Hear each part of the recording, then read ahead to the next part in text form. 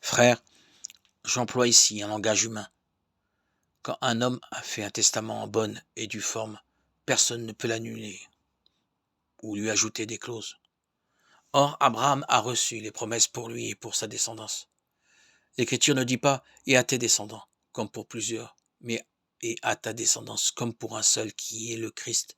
Alors je dis ceci, le testament fait par Dieu, en bonne et due forme, n'est pas révoqué par la loi, intervenue 430 ans après, ce qui détruirait la promesse. Car si l'héritage s'obtient par la loi, ce n'est plus par la promesse. Or, Abraham, c'est par la promesse que Dieu lui a accordé cette grâce. Alors pourquoi la loi? Elle a été ajoutée à cause des désobéissances jusqu'à la venue de la descendance à qui ont été faites les promesses. Elle a été communiquée par des anges avec l'intervention d'un médiateur, Moïse. Or celui-ci n'est pas le médiateur d'un seul, et Dieu, lui, est un seul. La loi est-elle donc contre les promesses? Absolument pas. Si une loi avait été donnée pour nous faire vivre, effectivement, ce serait la loi qui rendrait juste.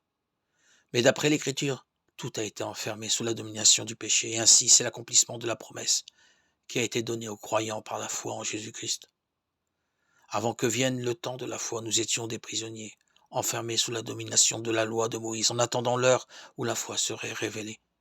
Ainsi, pour que nous devenions des justes par la foi, la loi, comme un surveillant, nous a menés jusqu'au Christ.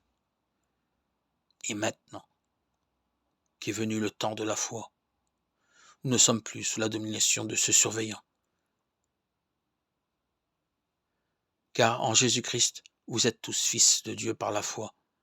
En effet, vous tous, que le baptême a unis au Christ, vous avez revêtu le Christ.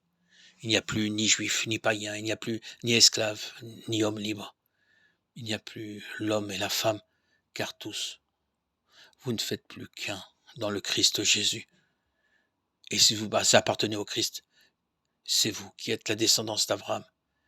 Et l'héritage que Dieu lui a promis, c'est à vous qu'il revient. Galates 3, 15, 29.